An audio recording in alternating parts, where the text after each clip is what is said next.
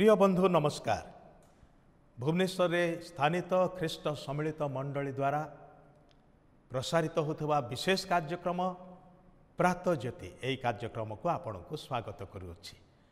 आपण प्रति प्रभात में आम सहित जड़ित होती कार्यक्रम को देखुंट।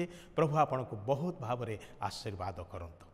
यही कार्यक्रम प्रति प्रभात जिते आम देखू एवं ईश्वर वाक्यर स्पर्श पाऊ ताहा आम को सारा दिनटी आनंदरे प्रभु ठारे विश्वास और भरोसा बितेबार निमंते साहाय्य करे। आम को दिग्दर्शन दिए, आम को शक्ति जोगाए।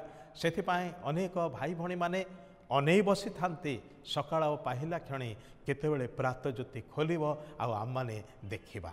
आपण हुई तो सेमानक मध्यरु जणे अटंती।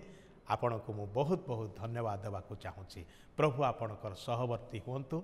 ए कार्यक्रम को आपण जदि सब्सक्राइब करना आज ही ताहा करिवा पाई भूलंतु नाही। अन्य मान निकट में शेयर करने ध्यान दिंतु जेपरिक से माने मध्य आशीर्वाद प्राप्त हेबे। आम मैंने ये दिन मानकरे जो प्रसंग नहीं आलोचना करुचु ताहा होची ऐना सामने ठिया हिथिबा व्यक्ति बा ऐनारे देखा जाउथिबा व्यक्ति से बाह्य व्यक्ति।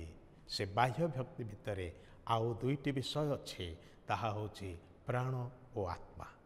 एवं ये प्राण और आत्मा किपरि नूतनीकृत हब, किपरि ईश्वर सहित संयुक्त हब, ईश्वर संगति रहिब, से विषय प्रति आम माने दृष्टिपात करुछु।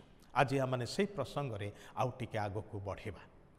आमे सम्मुखा सम्मुखे हेले परस्पर को देखुचु, जानुचु, चिन्हुचु, किंतु एटा बाह्य शरीरर होई पारे। आम माने दूर रे थाउ।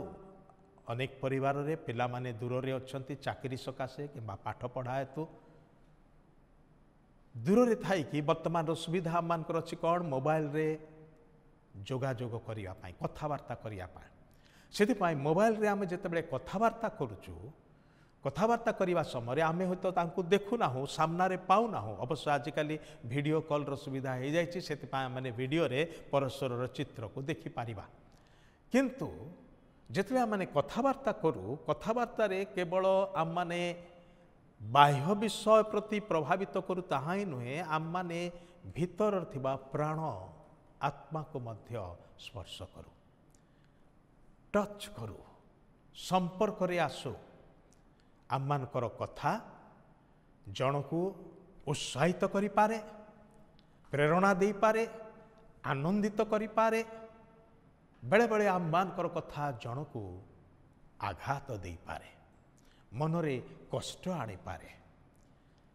तद्वारा आम कौन करुचु, आम माने से प्राण को, से क्षेत्र को स्पर्श करुचु जोठी इच्छा, भावना बा चिंता एवं आवेग अच्छे। आमे आवेगिक प्राणी अटू। शरीर रे अनुभव करू, स्पर्श कले, कथा द्वारा प्राण रे आघात पाऊ, ताहा मध्य अनुभव करू। किंतु आत्मा केवल गोटे विषय द्वारा प्रभावित हुए, ताहा होची ईश्वरंकर जीवित वाक्य द्वारा, जहा आममानकर प्राण आत्मा ग्रंथि मजा को भेद करे बोली कि लिखा जाए। तेबे प्रिय बंधु, आममानकर आत्मा आ प्राण संपर्क रे आम माने ध्यान देवा दरकार। से दुईटी क्षेत्र को आम माने अनेक समय अवहेला कर दो नुहे कि शरीर को सजैवा विषय बेस मनोयोग करिथाओ। जेतले आम माने ऐना सामने ठिया हो, आम माने चिन्हि पारू किए ठिया है। मु जेतले ठिया हुए मु निज को चिन्हि पारे। जेतेबेले आम माने परस्पर को स्पर्श करू, जानी पारू देहरे ज्वर अच्छे कि देहटा गरम अच्छे, किंबा शीत पवनर प्रभाव रे देहटा ठंडा पड़ जाइए कि अनुभव करू नुहे कि आम माने असुस्थ अनुभव करू किंबा सुस्थ रहिथिबार मध्य अनुभव करू। एहा शरीर रे आमे परिश्रम करिकी क्लांति अनुभव करू, किंबा बेले बेले मनोरंजन विषय देखि टिके आराम मध्य अनुभव करू। आमको भोक लागे, खाइला परे आम माने तृप्त मध्य अनुभव करू बा तृप्त हेउ।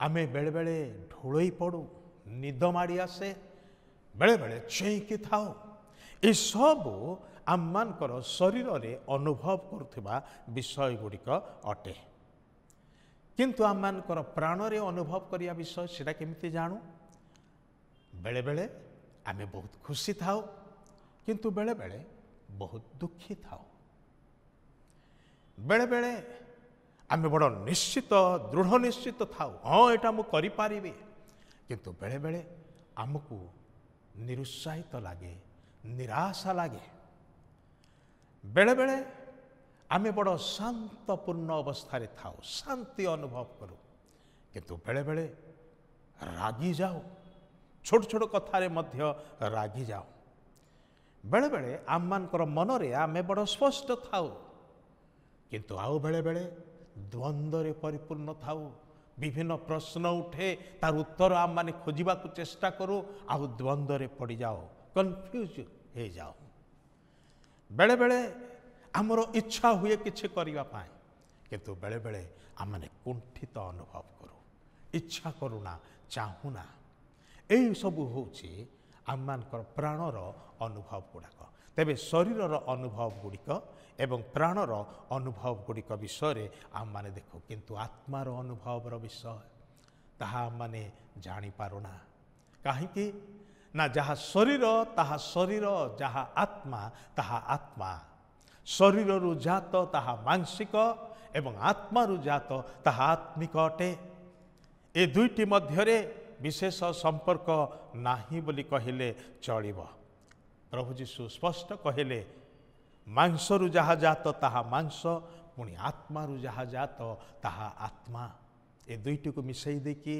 द्वंद्व पड़िबार आवश्यक नाही तेबे आत्मा को केमिति कनेक्ट करिबा ईश्वर आत्मा अटंती आममानठारे आत्मा अच्छी से आत्मा परमात्मा सहित आमर आत्माकर संयोग आवश्यक एटा केमिति हब एटा एई परमात्मा एवं आममानकर आत्मार मिलन पाई ईश्वर निजे मनुष्य होइकि जगत को आसिले एवं से कहले मो पथ सत्य आउ जीवन मो देई गले तुम ईश्वर निकटरे बा पिता निकटरे पहुँची पार मो दे न गले पहुँची पार ना आम मानकर जड़े मात्र मध्यस्थी ईश्वर एवं आमर मध्य से होती धार्मिक पवित्र प्रभु जीशु ख्रीष्ट से ताहांठारे विश्वास करवा जरूरी अटे आत्मारूपी ईश्वर सहित जदि संयुक्त होगापाई चाहती संपर्क में आसापी चाहती